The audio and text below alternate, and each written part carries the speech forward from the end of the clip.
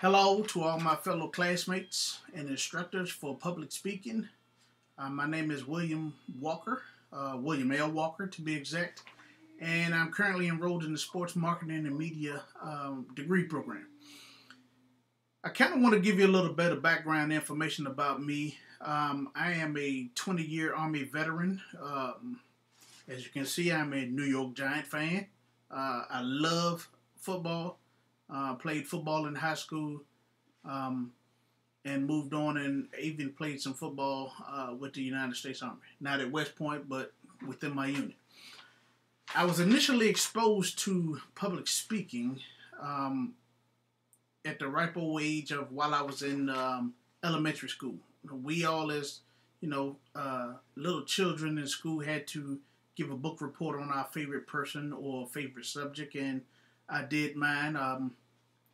Had a little anxiety about it, but of course, you were a child then, and you were filled with, or the classrooms were filled with other little children who had the same anxieties as you.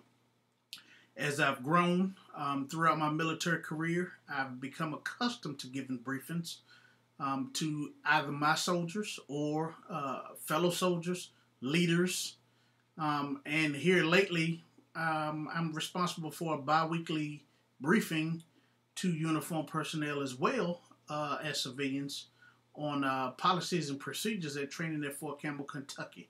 I'm the range safety officer, so my job is to ensure that the personnel who train with live or training ammunition do it safely. Some of them maybe possibly an anxiety or two that I do have about giving, or speaking to audiences is that I recently spent some time in the hospital, so I'm on a lot of medication, and certain medications I take side effects, include dry mouth. But the same with any other person giving public speaking or public speeches, they do incur some dry mouth during their speech. So, I do know that it's unprofessional to eat candy or things of that nature, but, in between your speeches or sometime during your speeches, you will have to take a sip of water, and I find that to be somewhat comforting.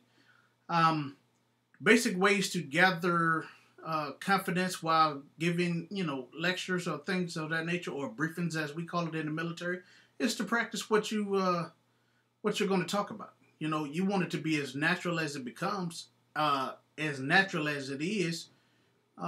For the information that you're giving, you want it to be well received, and you want to, kind of give it in a manner that's conducive to everybody else to learn.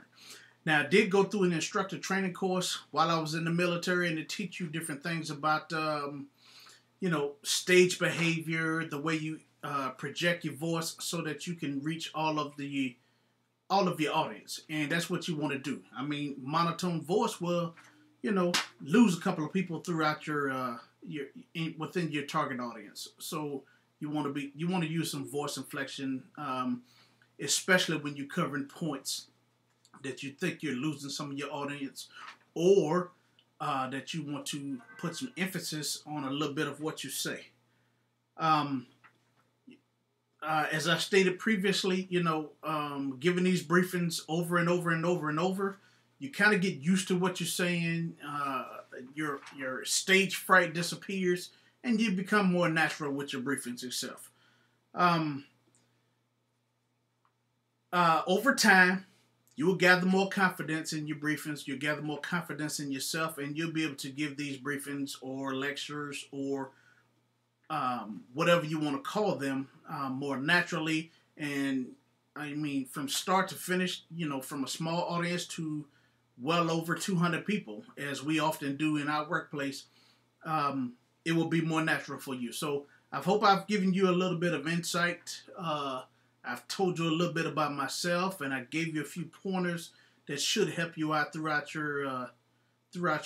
your class this month. And I will be glad to help anybody who needs a little help. Once again, my name is William Walker, and until next time, have a great day.